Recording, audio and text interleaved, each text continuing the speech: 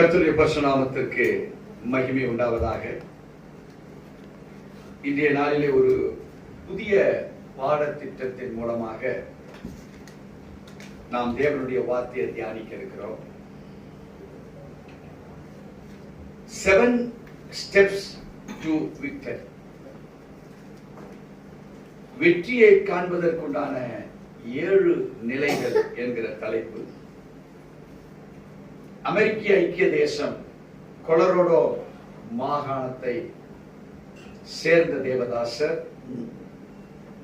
Carries Bible college என்கிற நிறுவனரும்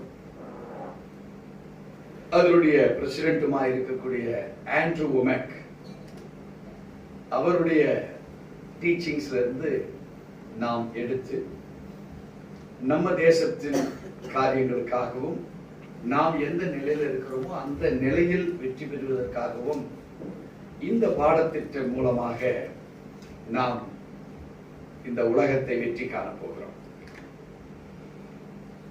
இங்கே இந்த 7 steps to victory அப்படிங்கிற தலைப்பை மிக அழகாக ஆண்ட்ரூ உமெக் ஒரு சின்ன வார்த்தையில குறிப்பிடுகிறார். Return for our benefit.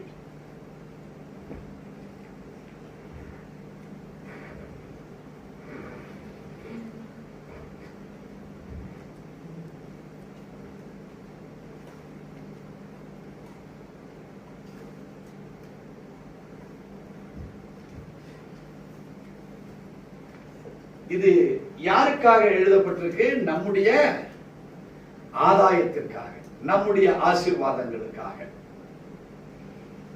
தேவன் எதை செய்தாலும் அது தம்முடைய பிள்ளைகளுக்கென்று, அது ஆசீர்வாதமாய் இருப்பதற்கென்று நமக்கு செய்கிறார். இன்னைக்கு உலக பிரகாரமான ஒரு தாய் தகப்பன் கூட தன்னுடைய பிள்ளைகளுக்காக தான் எல்லாருமே சேர்த்து வைக்கிறாங்க. கஷ்டப்பட்டு வேலைக்கு போறோம், அங்க இருக்கிற சூழ்நிலை சந்தர்ப்பங்கள் எல்லாவற்றையும் அனுசரித்து அந்த சம்பாதியத்தை எடுத்துட்டு வந்து என்ன செய்யறோம்? நம்முடைய குழந்தைகளுக்காக தான். இங்கே தேவன் வேதாகமத்தின் மூலமாய் சொல்லிக் கொடுக்கக்கூடிய ஒவ்வொரு காரியங்களும் அவர் அவைகளை ஆராய்ந்து வெற்றி பெறுவதற்கு என்று ஊர்ஜிதப்படுத்த பின்புதான் அதை நமக்கு கொடுத்திருக்கிறார். இந்த 7 நிலைகளின் வெற்றிகள் இவைகள் வேத வசனங்கள் மூலமாக நாம் பார்க்கிற பொழுது இந்த வார்த்தை நமக்கு கிரியேட் செய்கிறதாக இருக்கிறது. இங்கே நமக்கென்று எழுதப்பட்டிருக்கிற இந்த வெற்றியின் வார்த்தையினுடைய ஒரு இன்ட்ரோடக்ஷன் தான் நாம் இன்னைக்கு பார்க்க போகிறோம். இந்த வெற்றி, இந்த ரிட்டர்ன் ஃபார் அவர் பெனிஃபிட், உபாகம புஸ்தகம் 2ஆம் அதிகாரம் 24வது வேத வசனம். நமக்கு ஒரு இன்ட்ரோடக்ஷனை ஆண்டவர் நமக்கு கொடுக்கிறார். நீங்கள் எழுந்து பிரயாணம் பண்ணி, நீங்கள் எழுந்து பிரயாணம் பண்ணி அர்னோன் ஆற்றை கடந்து போங்கள். என்ன ஆற்று? அர்னோன். அர்னோன் ஆற்றை கடந்து போங்கள். எஸ்போனின் ராஜாவாகிய எஸ்போனின் ராஜாவாகிய சீகோன் என்னும் எமோரியனையும், சீகோன் என்னும் எமோரியனையும் அவன் தேசத்தையும் கையில் ஒப்பு கொடுத்தேன். உன் கையில் ஒப்பு கொடுத்தேன். இது முதல் அதை சுதந்தரித்துக் கொள்ளும்படி அவனோட யுத்தம் செய். அது ஆராய்ந்து அறிந்து கொள்வதற்காக நமக்கு கொடுக்கப்பட்டிருக்கிறது. ஏனென்றால் நம்முடைய ஒவ்வொரு சூழ்நிலையிலும் இந்த வார்த்தைகள் கிரியை செய்யும். நம்முடைய வாழ்விலே அது கிரியை செய்யும், நம்முடைய போக்கிலே அது கிரியை செய்யும், நம்முடைய வரத்திலே அது நம்மை கிரியை செய்யும். இங்கே தெளிவாக அவர் சொல்லுகிறார், நீங்கள் எழுந்து பிரயாணம் பண்ணி அர்னோன் ஆற்றை கடந்து போங்கள். எஸ்போனின் ராஜாவாகிய சீகோன் என்னும் எமோரியனை அவன் தேசத்தையும் உன் கையில் ஒப்பு கொடுத்தேன். இது முதல் அதை சுதந்திரித்துக் கொள்ளும்படி அவனோட யுத்தம் செய். இங்கே ஒப்பு கொடுத்தேன் என்று ஒரு வார்த்தையும், இப்ப யுத்தம் செய் என்று ஒரு வார்த்தையும், ஆரம்பத்திலே நீங்கள் எழுந்து என்கிற வார்த்தையையும் நீங்க பிரயாணம் பண்ணுங்கள் என்கிற வார்த்தையும் இங்கே ராஜாக்களுடைய பெயர்களையும் அவர்கள் வாழ்ந்த தேசத்தின் பெயர்களையும் ஒன்று திரட்டி நமக்கு கொடுக்கப்பட்டிருக்கு. Just a word, just a sentence. இங்கே வார்த்தை தான் அங்கே கொடுக்கப்பட்டிருக்கிற எழுத்துக்களுடைய வடிவமைப்புகள் தான். But it guides his people. இந்த வார்த்தைகள் வெற்றி பெறுவதற்கு உண்டான வழிமுறைகளை கற்றுக் கொடுக்கிற வார்த்தைகளாக இருக்கிறது. தேவச்சனமே 23வது வசனத்தை வாசிக்க கேட்போம். அதே அதிகாரம். கர்த்தர் அவர்களை இவர்களுக்கு முன்பாக அழிய பண்ண, கர்த்தர் அவர்களை இவர்களுக்கு முன்பாக அழிய பண்ண, இவர்கள் அவர்களை துரத்திவிட்டு, இவர்கள் அவர்களை துரத்திவிட்டு, அவர்கள் இருந்த ஸ்தானத்திலே குடியேறினார்கள். அவர்கள் இருந்த ஸ்தானத்திலே குடியேறினார்கள். இரு கூட்ட மக்கள், ஒன்று இஸ்ரவேலர்கள், இன்னொன்று எதிர்ப்பாளர்கள். ஆண்டவர் கொடுக்கிற அட்வைஸ் என்ன? இஸ்ரவேலருக்கு என்ன வைத்திருக்கிறாரோ அது வேறொரு இடத்தில் இருக்கு. அந்த வேறொரு இடத்தில் இருப்பது உனக்கு சொந்தமானது.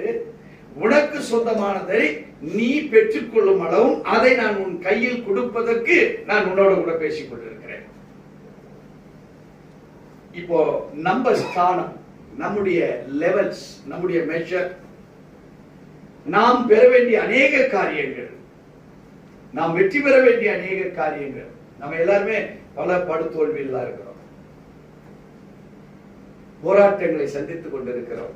அது குடும்ப போராட்டமாக இருக்குது, தொழில் ரீதியான போராட்டமா இருக்கு, மன ரீதியான போராட்டமா இருக்கு, ஆத்ம ரீதியான போராட்டமா இருக்கு, பற்றாக்குறைகளினால் பிணைக்கப்பட்டிருக்கிற போராட்டங்களா இருக்கு, ஆவிக்குரிய யுத்தங்கள் நம்முடைய குடும்பத்தில் நடந்து கொண்டிருக்கிறது. நம்முடைய பிள்ளைகள், பெற்றோர், நம் நடந்து கொண்டிருக்கிற ஒரு சின்ன சிறு கூட்டம் தான். நீங்க ஒன்னும் ஒரு 500 பேரோட உங்க வாழ்க்கை இல்லை. உன் ஃபேமிலி ஒரு 5-6 பேர், இல்ல உன் வேலை ஸ்தலத்துல உன்னோட தொடர்புடைய ஒரு 5-6 பேர், அல்லது உன் பிரயாணத்துல போகக்கூடிய ஒரு 1/2 மணி நேரம் 1 மணி நேரத்துக்கு பிரயாணம் தான். பட் இவைகள் எல்லாம் ஒரு நாள் முழுக்க நமக்கு போராட்டமா இருக்கு. ஒரு சம்பவத்தை எடுத்துக்கிட்டு அதை ஆராய்ந்து பார்க்கிறதுக்குள்ள நம்ம சேர்ந்த இடத்துல அங்க போய் இறங்கினோம்னா அந்த சூழ்நிலைக்கு ஏற்ற ஒரு போராட்டம். இங்கே ஆண்டவர் இந்த வெற்றிகளை காண்பதற்குண்டான யுக்திகளை தான் நமக்கு இங்கே அவர் கற்றுக்கொண்டிருக்கிறார்.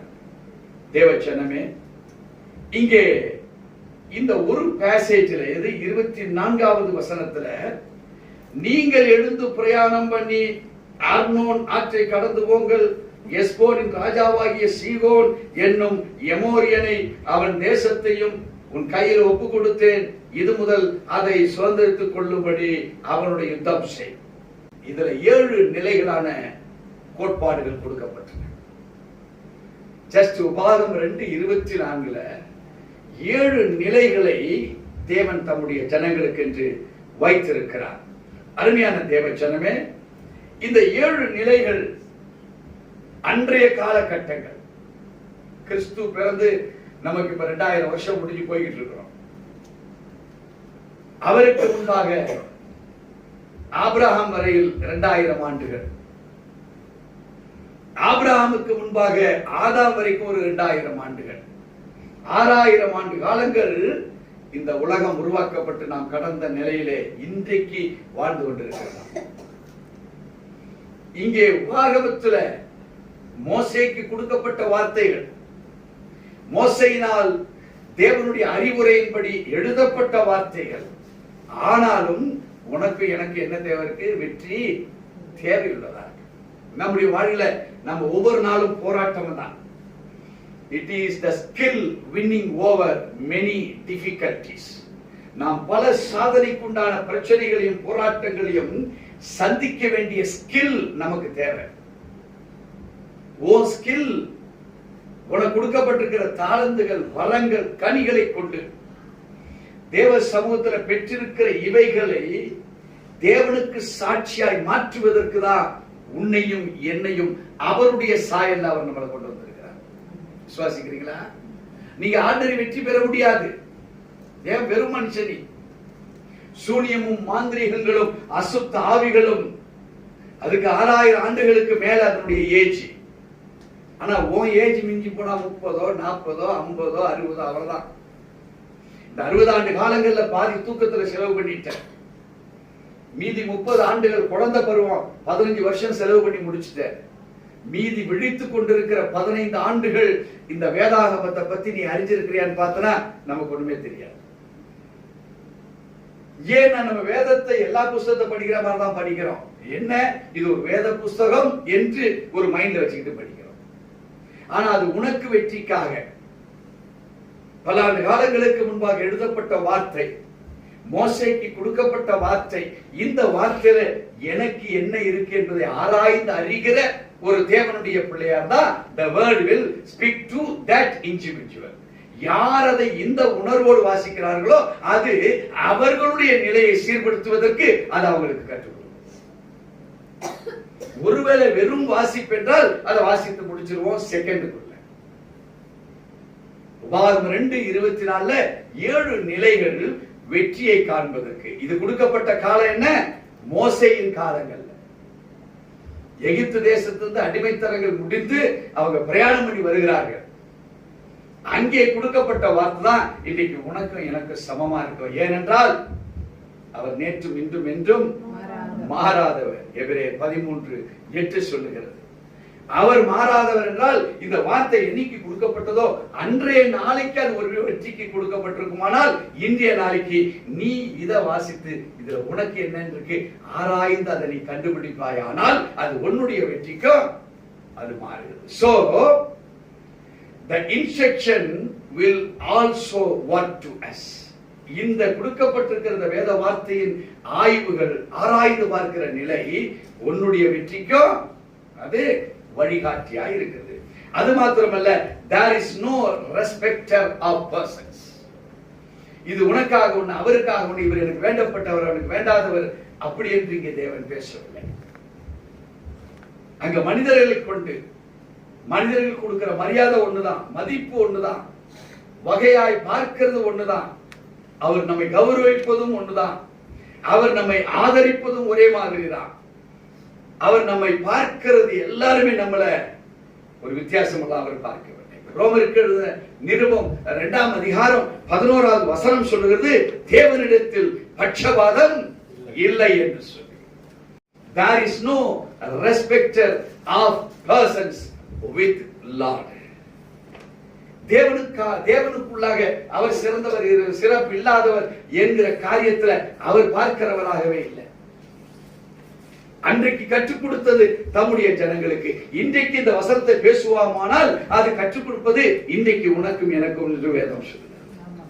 அவர் பட்சபாதம் உண்டு இல்லை என்பதே கிடையாது.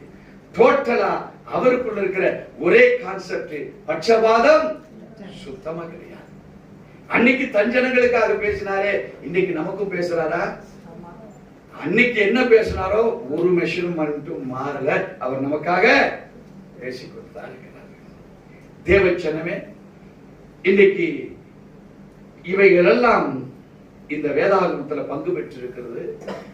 பழைய ஏற்பாட்டில் நாம் இப்ப இந்த சப்ஜெக்ட் எடுத்திருக்கிறோம்.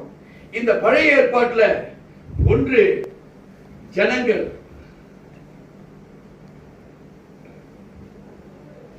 வேத வசனத்தை பின்பற்றி அவங்க வெற்றி பார்த்தார்களா அல்ல வெற்றியை பார்க்கல, வெற்றியை பார்க்காததற்கு தோல்வி.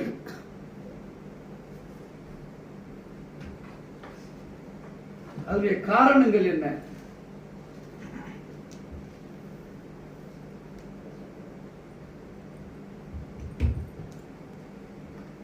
நமக்கு வேதாகம புஸ்தகம் ஏன் கொடுக்கப்பட்டிருக்குன்னா இட் இஸ் a sample. இங்கே இந்த வேதாகமம் வெற்றி தோல்வி காரணங்கள் எல்லாம் நமக்கு கற்றுக் கொடுக்கு.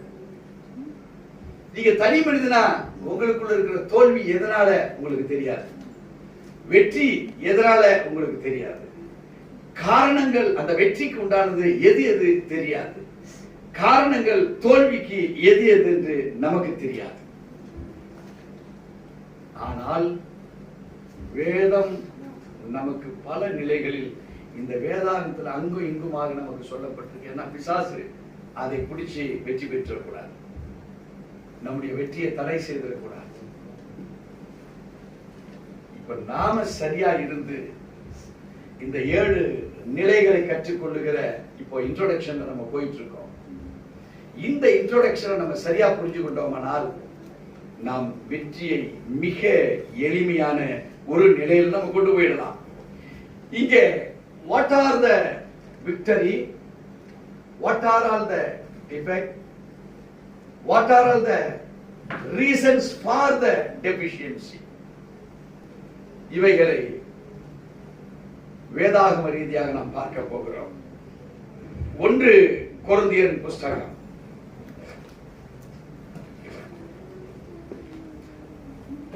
10ஆம் அதிகாரம்.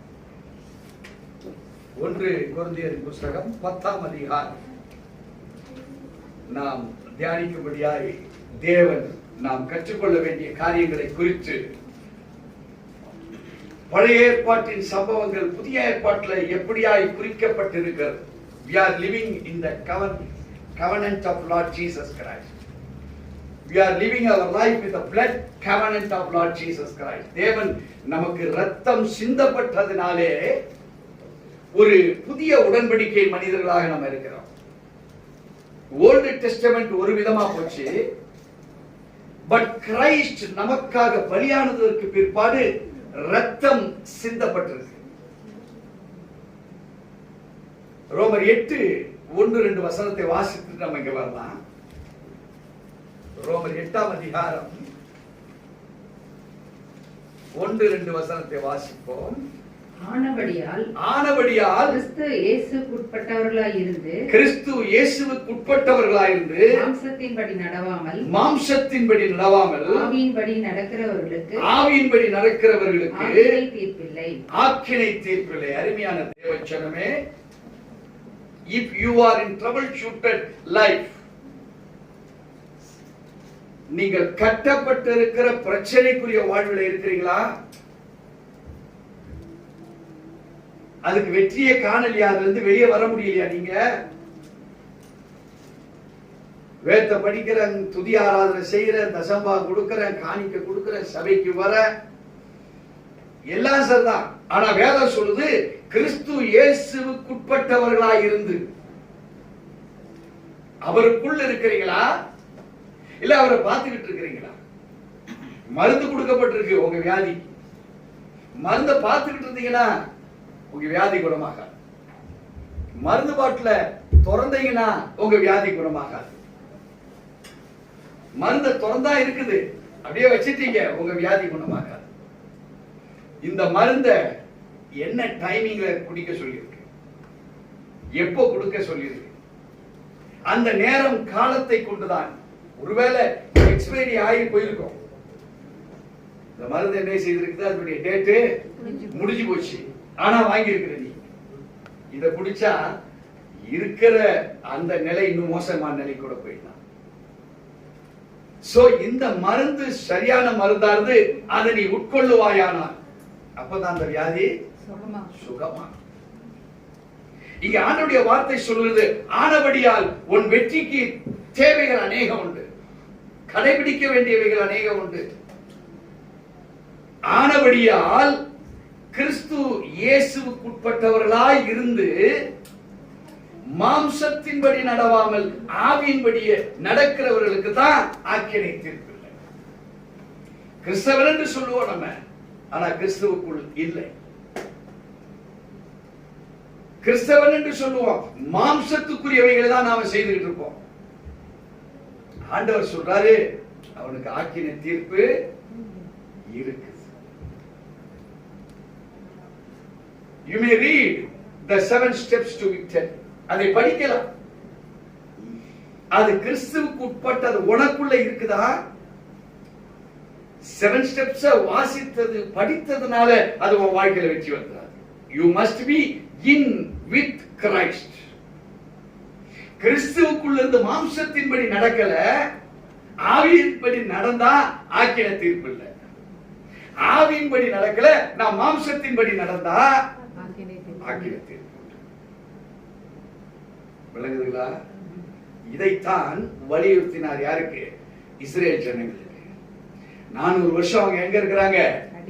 அடிமைத்தனத்து வெளியே வர. அவன் ரா மெட்டீரியல், ஒண்ணும் தெரியாது, புத்தி கிடையாது. அவனுக்கு தெரிஞ்சதெல்லாம் அடிமை. என்ன வேலையை செய்ய சொன்னாங்களோ அதான் செய்யலாம். அது மாம்சத்தின்படி இருந்தவன். இப்ப அவனுக்கு ஆவியின்படி கற்றுக் கொடுக்கிறது தான் ஆண்டவர் அடிமைத்தனத்திலிருந்து வெளியே கொண்டார். அவங்க என்ன செய்தாங்க? ரோமர் 8:2 வாசிக்க கேட்போம். கிறிஸ்து இயேசுவினாலே ஜீவனுடைய ஆவியின் பிரமாணம் என்னை பாவம் மரணம் என்பவைகளின் பிரமாணத்திலிருந்து விடுதலையாக்கிற்றே. அருமையான தேவச்சனமே, நீ விடுதலை பெற வேண்டுமானால் நீ எந்த பிரமாணத்தில் நீ வாழ்ந்து கொண்டிருக்கிறாய்? Just as a Christian நீ வெற்றி பெற முடியாது. எழுதி வச்சுக்கங்க. யாரா இருந்தாலும் வெரி ஸ்ட்ராங் வேர்டா நான் சொல்றேன். ரட்சிக்கப்பட்டுட்ட நீ வாழ்ந்துருவியா? முடியவே முடியாது. விஷயம் தெரியாத நீ வாழவே முடியாது. Christianity is an education. இது உலக பிரகாரமான எம்ஏ படிக்கணும் அவசியம் இல்லை.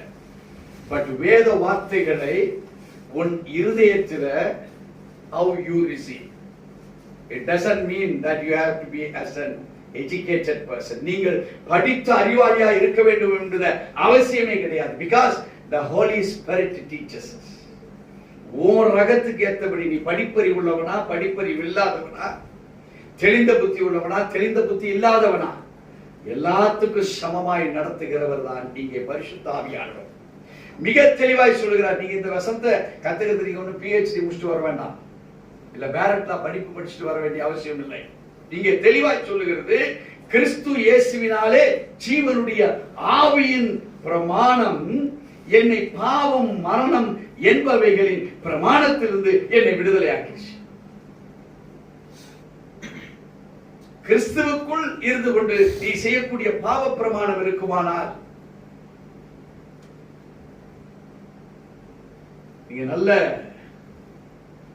தங்க டம்ளர்ல தான் காஃபி குடிக்கலாம்னு எடுத்திருப்பீங்க. தங்க டம்ளர்ல ஓட்டை இருந்தாலும் அந்த காஃபி ஓட்ட வழியா போயிடும். தங்க டம்ளர் சாதாரண லோட்டால குடியா போதும், நான் குடிச்சுக்கிறேன். என்னத்துக்கு அந்த தங்க டம்ளருக்கு என்ன செய்யுது? ஊத்துன வேகத்துல. நீங்க தங்கமா இருக்கலாம், படித்தவர்களா இருக்கலாம், பணம் படைத்தவர்களா இருக்கலாம். ஆனால் நமக்குள் இருக்கிற நெகட்டிவ் என்ன? எந்த பிரமாணத்துல இருந்து வேதத்தை கற்றுக்கொண்டிருக்கிறோம்? இங்க வேசித்தன விபச்சாரம் அதெல்லாம் 2வது பிரமாணம், கவலை இல்லை. அட்லீஸ்ட் கிறிஸ்து இயேசுவினாலே ஜீவனுடைய ஆவியின் பிரமாணம் உன்னை விடுதலை ஆக்கியிருக்குங்கிற சுய நினைவாக இருக்குதா? நீ கிறிஸ்துவை ஏற்றுக்கொண்டு நீ வந்திருக்கிறே, நீ வரல. வேதம் சொல்லுது, நீங்கள் என்னை தெரிந்து கொள்ளவில்லை, நான் உங்களை. அவர்தான் உங்களை முன்குறிச்சார். உலகத்தின்படி ஒரு அப்பாவுக்கு அம்மாவுக்கு பிறந்திருக்கலாம், ஆனா கிறிஸ்துவுக்குள் பிறந்திருப்பதை நீ அறியலனா உன் மேல இருக்க கட்டு உனக்கு அறிவிக்கப்படாது. நீ எந்த பிரமாணத்தில் இருக்க என்பதை உனக்கே தெரியாது. நீ கொடுத்தா நான் காசு வாங்கி கையில வாங்கி நான் என்ன பண்ணுவேன்? வாங்கினவன் ஜெபிச்சுதான் ஆகணும். உனக்கு ஆசீர்வதிச்சு ஜெபிச்சிருவேன். பாஸ்டர் ஜெபிச்சாரியா? நல்ல ஆசீர்வாதத்தோட என்ன ஜெபம் போட்டார் தெரியுமா? எனக்கு தெரியும், இது வேலை செய்யாது. நான் ஜெபிச்ச ஜெபம் எனக்கு தெரியும், அது ஒண்ணு அங்க வேலை செய்யாது. ஏன்னா பாத்திரம் என்ன? ஓட்ட பாத்திரம். தேவச்சனமே, சோ நம்மை விடுதலை ஆக்குகிற பிரமாணம் அது என்ன பிரமாணம்? கிறிஸ்துவுக்குள் இருக்கக்கூடிய ஜீவனின் ஆவியின் பிரமாணம் உனக்குள் இருக்கணும். So this is the most important factor to be carried out as a Christian. ஒரு கிறிஸ்தவனாக கிறிஸ்துவனுடைய ஆவியின் பிரமாணத்துல வாழுகிற ஒரு ஸ்பெஷாலிட்டி, ஒரு பழக்கம், ஒரு வழக்கங்களை உன்னுடைய நேச்சுரல்லே அது கொண்டு வரணும். நீங்க உங்க இயற்கையிலே அது உங்களுக்குள் பிரதிபலிக்கப்பட வேண்டும். இப்போ நம்ம 1 கொரிந்தியர் புஸ்தகம் 10ஆம் அதிகாரத்துக்கு நாம் வருவோம். இங்கே ஆண்டவர் இந்த 7 ஸ்டெப்ஸுக்கு உண்டான இன்ட்ரோடக்ஷனை உள்ள வச்சிருக்கிறார்.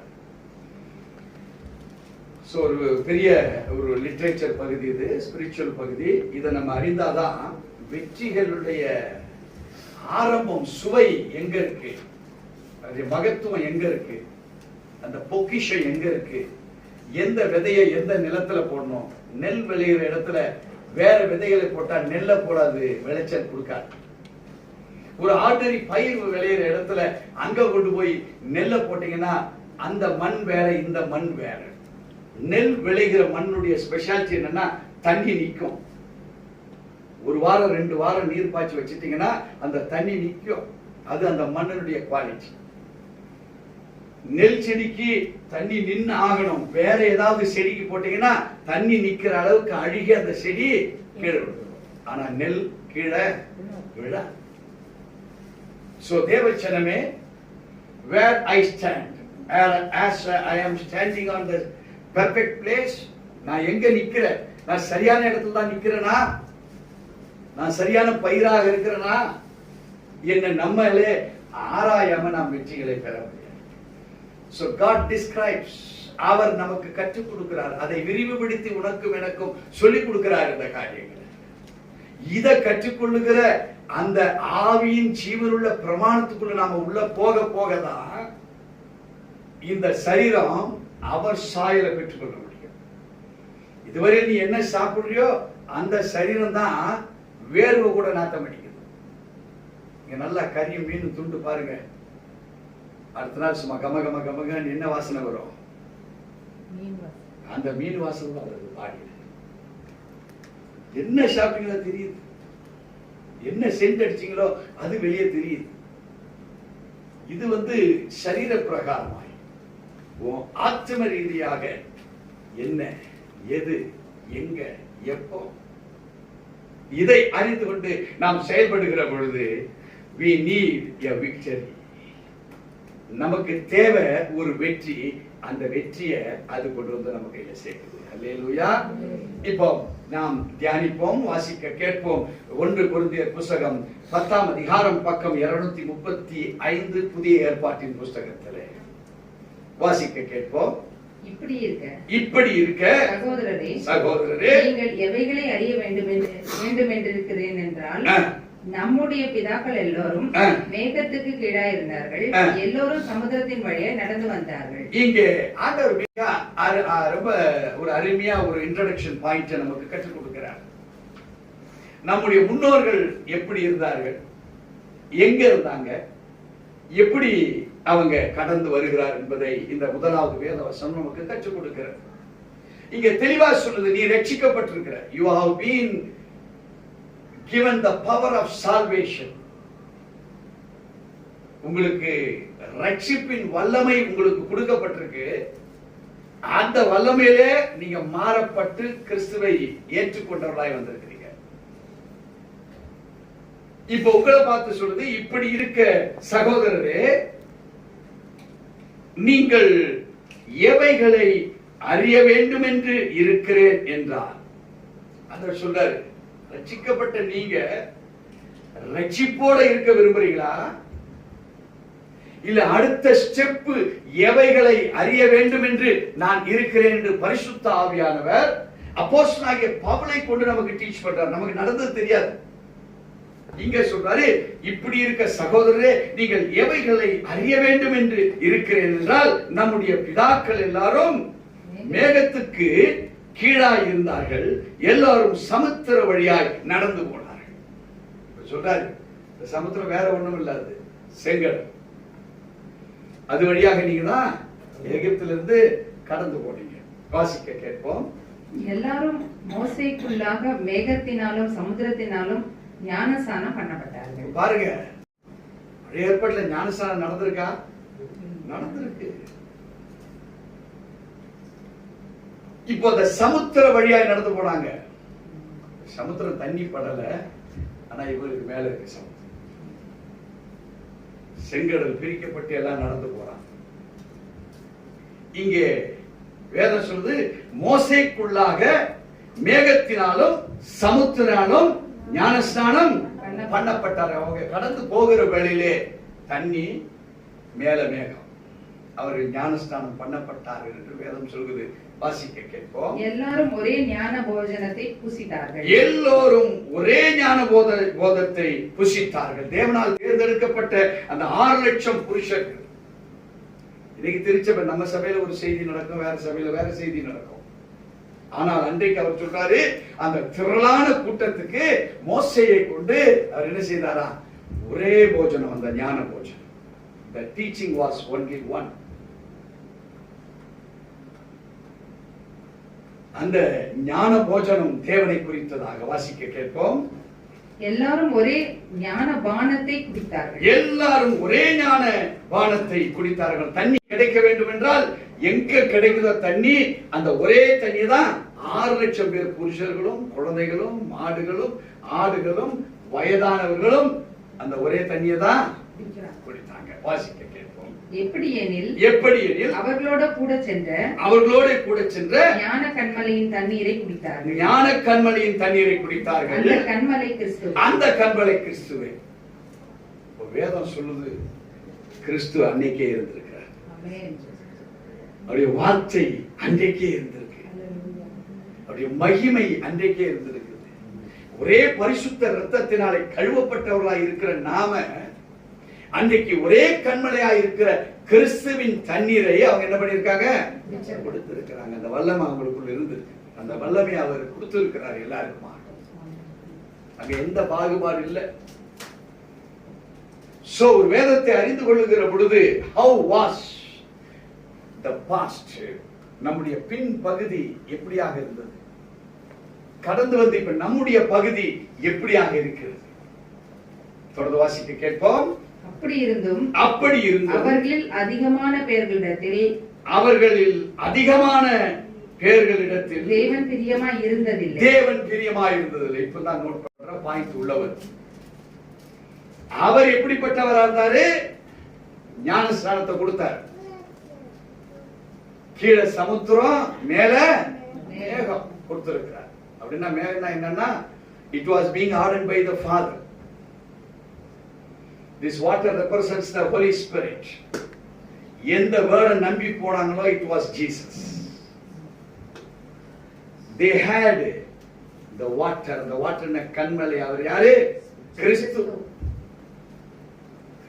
தேவச்சனமே, இப்ப ஆண்டவர் சொல்றாரு, இதெல்லாம் நான் பொதுவா கொடுத்தேன், ஆனா அவங்க பொதுவா இல்ல, அவங்களுக்குள்ள டிஸ்கிரிமினேஷன், பிரிவுகள் இருந்தது.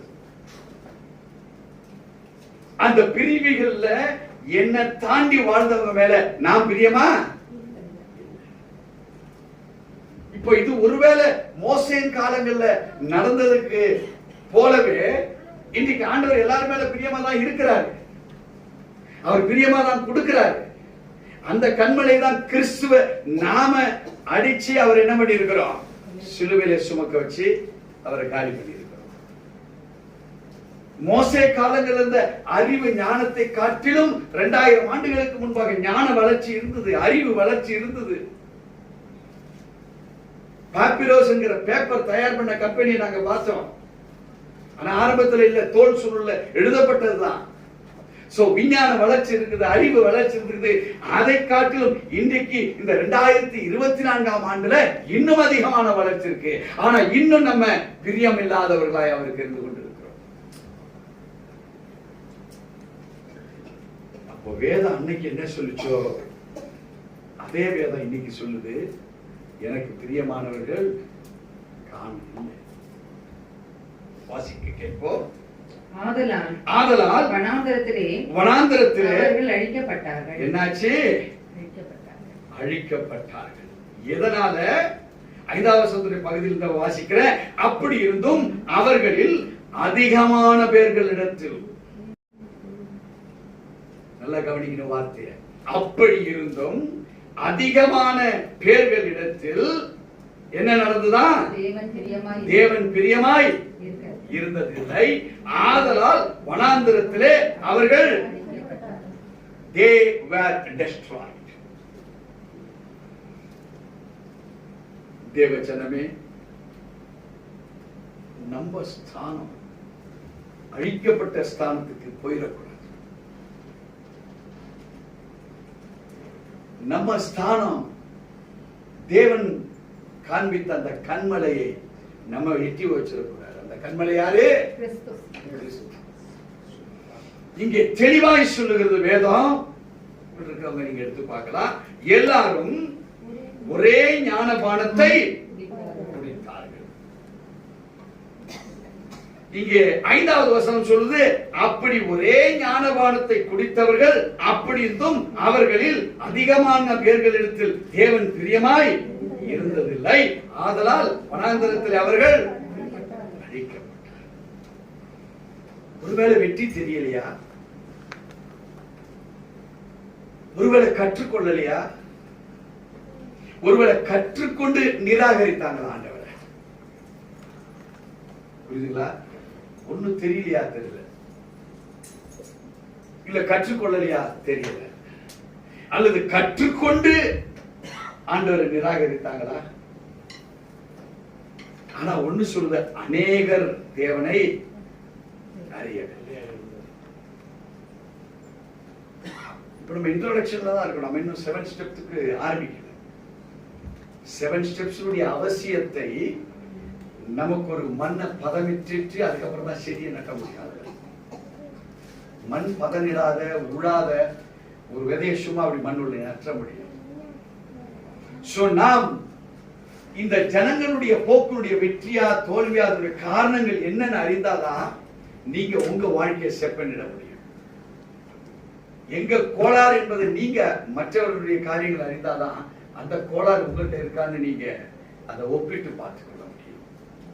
இங்க வேதம் சொல்ற, இன்னைக்கு இங்கே பிரசங்கிக்கப்படுகிறது, நீங்கள் வேதத்திலே நீங்கள் கற்றுக்கொள்வது இவைகள் எல்லாம் ஞான கண்மலையா கர்த்தராகிய இயேசு கிறிஸ்து நமக்கு பட்சபாதம் இல்லாமல் கொடுத்திருக்கிறார். எப்படி பட்சபாதம் இல்லாத? ரோமர் 2:11 அதான் சொல்றாரு, தேவனிடத்தில் பட்சபாதம் இல்லை. இந்த வசனம் எங்க இருக்கு? புதிய ஏற்பாட்டுல இருக்கு. ஆனா பழைய ஏற்பாட்டுல இங்க வேதம் சொல்லுது, எல்லோரும் மோசேக்குள்ளாக மேகத்தினாலும் சமுத்திரத்தினாலும் ஞானஸ்நானம் பண்ணப்பட்டார்கள். அவங்களுக்கு தெரியாது அதை பத்தி. It was given as an opportunity blessing for everyone. Israel ஜனங்களுக்கு 6 லட்சம் பேருக்கு இந்த ஞானஸ்நானத்தை பத்தி தெரியுமா? ஆனா தேவனே என்ன பண்றாரு? கொடுக்கிறார். இப்ப நீங்களும் நானும் பல அறியாமைகள் இருக்கிறோம். இந்த அறியாமைகள் இருக்கிற நமக்கு என்ன செய்யறார்? இந்த ஞான கண்மலைய கொடுக்கிறார் நமக்கு. ஆனா நமக்கு தெரியுமா? கொடுக்காததுக்கு முன்பு, கொடுத்ததுக்கு அப்புறமா தெரியுமா? ப்ராசஸ்ல இருக்கும். தேவச்சனமே, இங்கே வேதம் சொல்லுகிறது, அவர்கள் அழிக்கப்பட்டார்கள். Who doesn't realize what the Lord is, who the Lord is? They were being destroyed. அவர்கள் அழிக்கப்பட்டார்கள். தேவஜனமே, இப்ப நாம் அழிக்கப்படுவதற்கு தேவன் நம்மளை முன்குறித்தார். காரணங்களை அறியும்படியாக நாம் முன்குறிக்கப்பட்டிருக்கோம். முதல்ல ஆசீர்வாதம் பெறதுக்கு தான். இல்லைன்னு சொல்ல, நீங்களும் நானும் ஆசீர்வாதம் பெறணும். அதுக்காக தான் நம்மளை தேவன் அழைச்சிருக்கிறார். அது சாதாரண ஆசீர்வாதம் இல்ல, பரலோகத்திலே செய்யப்படுவது போல இந்த பூமியில அந்த ஆசீர்வாதத்துக்கு தான் நம்மளை அழைச்சிருக்கிறார். ஆனா நான் யாருன்னு எனக்கே தெரியாது. இப்ப என் முன்னோர்கள் அந்த ஜனங்களை வச்சு, இந்த ஜனங்கள் யாரு? அதுதான் 1வது வசனத்துல வேதம் சொல்லப்பட்டது. இப்படி இருக்க சகோதரரே, நீங்கள் எவைகளை அறிய வேண்டும் என்று என்றால், நம்முடைய பிதாக்கள் எல்லோரும், இப்ப யாரு? நம்ம யாரு? இந்த ஜனங்கள் யாரு? நம்முடைய முற்பிதாக்கள். இவங்க என்ன செய்தாங்க? அந்த ஜீன் வம்ச வழிகளாக மாறி மாறி மாறி மாறி இப்ப ஏன் மேல கிரியை செய்து. அந்த கிரியைகள் இருந்து நான் இப்ப வெளியே வரணும். இப்ப நல்லா தெரிஞ்சுக்கிட்ட ஞானஸ்நானம் பெற்றவர்கள் தான், தேவனுடைய ஞான கண்மலை கிறிஸ்து என்பதை அறிந்தவர்கள் தான். ஆனால் அவர்கள் பெரும்பாலோர் தேவனை அறியவில்லை. ஆகையினால் அந்த வனாந்தரத்திலே மரித்தும் போனார்கள் என்பதை அறிந்து கொள்ளுகிறோம். இப்ப நீங்களும் நானும் அந்த கண்மலை கிறிஸ்துவ நாம பார்த்தே முடிச்சாச்சு. அவங்களுக்கு தெரியாது. ஆனா நீங்களும் நானும் இன்னைக்கு அறிவுபூர்வமான வளர்ச்சி, ஞான வளர்ச்சி, விஞ்ஞான வளர்ச்சிகள்ல எதை வேணா நீங்க பார்க்க முடியும். ஒரு 2000 முன்பாக பிறந்ததா அன்னைக்கு ஒரு ஏரோப்ளேன் கிடையாது. ஒருவேளை இங்க இருந்து இஸ்ரேலுக்கு போகணும்னா எப்படி தோமா இஸ்ரேல் இருந்து இங்க வந்தாரோ அத மாதிரி தான் நாம இருக்கோம். ஆனா காலையில 4:30 மணி பிளைட் ஏறணும், நைட் அமான் ஏர்போர்ட் போயாச்சு, மஸ்கட்ல இறங்கி விஞ்ஞான வளர்ச்சி, ஒரு பிசிக்கல் ரெலம் மாறுது. இந்த சரீர மண்டலம் எங்க இருந்தது?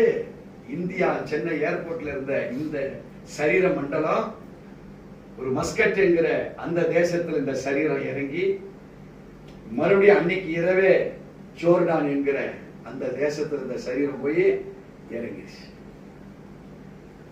தேவச்சனமே, ஸ்பிரிச்சுவல் ரீதியாக, ஆவிக்குரிய ரீதியாக இங்கே வேதாகமம் நமக்கு கற்றுக் கொடுக்கிறது. அவர்கள் அழிக்கப்பட்டார்கள். எதனால் அழிக்கப்பட்டார்கள்? ஆவிக்குரிய அறிவாற்றல் அவங்க அதை ஏற்றுக்கொள்ளல. அவங்க பிசிக்கலாகவே இருந்தார்கள். நம்ம ரோமர் 8:1-2 வாசித்து பார்த்தோம். அவர்களுக்கு ஆக்கினை தீர்ப்பு. ஆண்டவருக்குள்ள இருந்தா உனக்கு ஆக்கின தீர்ப்பு, ஆண்டவருக்குள்ள இல்லைன்னா ஆக்கின தீர்ப்பு மரிப்பது நிச்சயம். புதிய ஏற்பாடு காலத்துல வந்திருக்கோம், பயப்படாதீங்க, நம்ம சாக மாட்டோம். எப்படியாவது நமக்கு கற்றுக் கொடுக்க அவர் அன்புள்ளவராக இருக்கிறார். அவர் நீதியும் உண்மையுள்ளவராக இருக்கிறார். இன்னும் சொல்ல போனா 1 யோவான் 1:9 வாசித்தீங்கன்னா ரொம்ப பிரமாதமா இருக்கு. வாசித்து பாருங்க. 1 யோவான் 1:9 வாசித்து பாருங்க. பாவங்களை, நம்முடைய பாவங்களை நாம் அறிக்கையிட்டால், அறிக்கையிட்டால் பாவங்களை நமக்கு மன்னித்து எல்லா அநியாயத்தையும் நீக்கி நம்மை சுத்திகரிப்பதற்கு அவர் உண்மையும் நீதியும் உள்ளவராக இருக்கிறார். தேவஜனமே, நம்முடைய முன்னோர்கள் என்ன அக்கிரமம் பண்ணினார்களோ, ஏன் மரித்து போனார்களோ, அந்த அக்கிரம பாவங்களை நாம் அறிக்கையிட்டால் நம்மை விடுதலை செய்து நம்மை ரட்சிக்க அவர் நீதியும் உண்மையுள்ளவருமாக இருக்கிறார். ஏண்டா மோசே வாழ்ந்த காலத்துல அவர்கள் ஞானஸ்நானம் எடுத்து மேகத்தினாலும் அந்த சமுத்திரத்தினாலும் ஞானஸ்நானம் எடுத்தவர்கள் யாரெல்லாம் அந்த ஞான கண்மலை என்கிற ஊற்ற பகிர்ந்தாங்களோ, அவர்கள் பகிர்ந்தவர்கள் தேவனை அறிந்து தேவனுடைய சாட்சியா இருந்தாங்களோ அவங்க கொஞ்சம் பேர் தான், ரொம்ப கொஞ்சம் தான். பெரும்பாலானோர் என்ன ஆச்சு? அழிக்கப்பட்டார். இப்ப நீங்க நானும் அழிப்பதற்காக இயேசு கிறிஸ்து தன்னை இந்த பூமிக்கு ஒப்பு கொடுத்தவராக வரவில்லை. நம்மை அறிக்கையிட்டு அந்த பாவக்கட்டிலிருந்து வெளிவருவதற்காக அவர் நீதியும் உண்மையுள்ளவராக இருக்கிறார். இப்ப புதுசா சொல்லி தரல. அன்னைக்கு இஸ்ரேல் ஜனங்கள் அடிமைத்தனத்திலிருந்து வரும்போது அவர் என்ன செய்தார்? எல்லாமே புதிதாய் கற்றுக் கொடுக்கப்பட்டது. இந்த ஸ்டேஜ் என்ன? இந்த உபாகம் 2:24 இந்த ஸ்டேஜ் எல்லாம் என்ன? நியூ அவங்களுக்கு. ஆனா உனக்கு எனக்கு அதையும் பார்த்துட்ட பழைய காரியங்களை, இப்ப புதிய காரியங்களையும் பார்த்துட்ட. என்ன? இயேசு கிறிஸ்து நமக்கா மரித்து அடக்கம் பண்ணப்பட்டு மீண்டுமாக உயிர்த்தெழுந்தார். அதையும் நீ பார்த்துட்ட. அதையும் தாண்டி 2000 வருஷம் முடிஞ்சு 2024 இன்னைக்கு இந்த 30ஆம் தேதி இந்த ஜூன் மாதத்துல இந்த டைம்ல உயிரோட உட்கார வச்சிருக்கிறார். ஏன்? அறிக்கையிடப்பட வேண்டியது நிறைய இருக்கு உங்க வாழ்க்கையில. அறிக்கையிடப்பட வேண்டியது 1 2 இல்ல, ஏகப்பட்டது. நீ சொல்ற நான் கரெக்டா தான் இருக்க பாஸ்டர், என் அண்ணன் தான் தப்பு செய்தான், என் தங்கச்சி தான் தப்பு செய்தா, எங்க அப்பா தான் தப்பு செய்தார், எங்க அம்மா தான் தப்பு செய்தாங்க, அவன் வந்த பொண்டாட்டி தப்பு செய்தான், வந்த புருஷன் சரியில்லை. தேவச்சனமே அவங்க இல்ல, நம்ம தான் சரியில்லை. பிழைத்தவர்கள் இருந்தார்களா? பிழைத்தவர்கள் இருந்தார்களா? யார் பிழைத்திருந்தா? அவருடைய வார்த்தையின்படி இருந்தவர்கள் பிழைத்தவர்களாக இருந்தார்கள். மரித்தவர்கள் ஒரு கூட்டம், பிழைத்தது கொஞ்சம். வாசிக்க கேட்போம் அதே 1 யோவான் 1:10 வசனத்தை. நாம் பாவம் செய்யவில்லை என்போமானால் நாம் அவரை பொய்யராக்குகிறவர்களாய் இருப்போம். நாம் அவரை பொய்யராக்குகிறவர்களாய் இருப்போம். அவருடைய வார்த்தை நமக்குள் இராது. அவருடைய வார்த்தை நமக்குள் இராது. இன்னைக்கு பல கிறிஸ்தவர்கள், பலர் இன்னைக்கு பழைய ஏற்பாட்டில் என்ன சம்பவிச்சதோ சேம் இப்போ நடந்துட்டு. இன்னைக்கு ஜீசஸ் நம்ம பொய்யராக்கிட்டு இருக்கிறோம். இல்ல வேதாந்தா சொல்லுது, நான் சொல்றேன். என்ன சொல்ற அந்த வார்த்தை? அவரை நாம் பாவம் செய்யவில்லை என்போமாகில் நாம் அவரை பொய்யராக்குகிறவர்களாய் இருப்போம். நாம் அவரை பொய்யராக்குகிறவர்களாய் இருப்போம். ஜீசஸே பொய்யர் என்று யார் சொல்றோம்? ரட்சிக்கப்பட்ட நீனும் நானும் தான் சொல்ல வைக்கிறோம். அவரை உலகத்தான் விட்டுடுங்க, ஜீசஸே தெரியாது. ஆனா ஜீசஸை அறிந்திருக்கிற நீங்களும் நானும் தான் அவரை பொய்யராக்க சொல்லிக் கொண்டிருக்கிறோம். பிகாஸ் அறிக்கை செய்ய வேண்டியதை செய்யல. அவர் நீதி உள்ளவராக நாம் மற்றவர்களுக்கு அவரை வெளிப்படுத்தல. அவர் உண்மை உள்ளவராக நாம் வெளிப்படுத்தல. மிஸ்டேக் எல்லாம் நமக்கு தான். நாம் அனுதினமும் சேர்த்துக் கொண்டுதான். அது வியாதியில சாவோம், வறுமையில சாவோம், சமாதானம் இன்மையில சாவோம், பிரச்சனையில செத்துட்டு இருப்போம், போராட்டங்கள்ல செத்துக் கொண்டிருப்போம். யாரை நம்பி உன்னை ரட்சிக்க செய்தாரோ அதை விட்டுட்டு சூழ்நிலைகளையும் சந்தர்ப்பங்களையும் பிசிக்கலா நாம் அனுபவித்துக் கொண்டு ஸ்பிரிச்சுவலை குறை சொல்லிட்டு இருக்கோம். யார் ஸ்பிரிச்சுவல்? அந்த கண்மலை கிறிஸ்துவே. அவரை பொய்யராக்கி கொண்டிருக்கிறோம். நாம யாரு பொய்?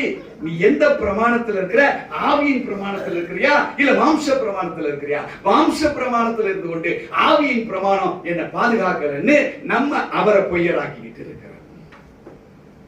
அதனால்தான் தோல்விகள், சஞ்சலங்கள், தவிப்புகள், யுத்தங்கள், பிரச்சனைகள், வீட்டுல மர்ம சாவுகள், பிசாசு சூனியமும் மாந்திரிகமும் தற்கொலை முயற்சிகளும் ஆக்சிடென்ட்களும் நம்ம சரீரத்தில் ஏற்படுத்தப்பட்டுக் கொண்டிருக்குது. ஆவியில நடக்கல எதுவுமே. எவனாவது பரிசுத்த ஆவினால கழுத்தை நெரிச்சு செத்து போட்டாம்பான்னு எவனா சொல்ல முடியுமா? இல்ல. இவன் போட்டுக்கிட்டான் தூக்க. சொல்றான் ஆவியானவர் எனக்கு ஹெல்ப் பண்ணலன்றான். இவன் மாம்சத்தின்படி நடந்து தேவ மகிமையை இழந்து போனவனாக இவன் மரித்தான். ஆனா சொல்றான் தேவன் என்னை காப்பாத்தலைங்க. இப்ப பொய்யராக்கிட்டான் பரிசுத்த ஆவியானவரையும் ஆண்டவரையும். தேவச்சனமே, அவர் நம்ம இடத்துல இல்லை, நீ அவரோட இல்லை. நம்ம அவரை பொய்யராக்கிட்டோம். பொய்யராக்குறதுனால அவருடைய வல்லமை இழந்து போன மாம்சத்துக்குரியவர்களாக நம்ம பிசிக்கல் ரெலம், அந்த மாம்ச மண்டலத்தில் இருந்து கொண்டு நாம் செயல்பட்டவைகள் எல்லாமே மரித்து போனார்கள் வனாந்தரத்தில். அந்த மரித்தனுடைய அனுபவம் தான் இன்னைக்கு இந்த புதிய ஏற்பாட்டின் உடன்படிக்கையின் காலங்களிலும் நாம் தேவனை அறியாததுனால நாம் காரணங்களை அறிந்து தோல்வியா வெற்றியா எதை கடைபிடிக்கிறார் என்பதை நம்ம தான் உணரும்படி தேவன் நம்மை நடத்தி கொண்டிருக்கிறார். எத்தனை பேர் விசுவாசிக்கிறீங்க? தொடர்ந்து வாசிக்க கேட்போம். அவர்கள் இச்சித்தது போல நாமும் பொல்லாங்கானவைகளை இச்சியாதபடிக்கு இவைகள் நமக்கு திருஷ்டாந்தங்களாய் இருக்கிறது. மரித்து போனவர்கள், பிழைத்தவர்கள், இவைகள் எல்லாம் எதனால் என்ற காரணத்தை அறிந்து கொள்வோமானால் அவர்கள் இச்சித்தது போல நாமும் பொல்லாங்கானவைகளை இச்சியாதபடி. They went on the wrong path against the Lord's law. தேவனுடைய சட்ட திட்டத்துக்கு விரோதமாய் நடக்கப்பட்ட இச்சைகளினாலே நடத்தப்பட்டவைகளை போல நீங்களும் நானும் இருக்கக்கூடாது. நான் முறுமுறுக்கல பாஸ்டர், என் ஈகோ இல்ல பாஸ்டர், என் பிரைட் இல்ல பாஸ்டர் என்றால் முதல் சாகரால் நீ. 1 யோவான் 1:10 என்ன சொல்லுச்சு? நாம் பாவம் இல்லை என்போமாகில் நாம் தேவனை பொய்யராக நம்ம மாற்றிக் கொண்டிருக்கிறோம். ஜீசஸ் கிறிஸ்ட் பொய்யரா? மரிக்கலையா? அடக்கம் பண்ணலையா அவரை?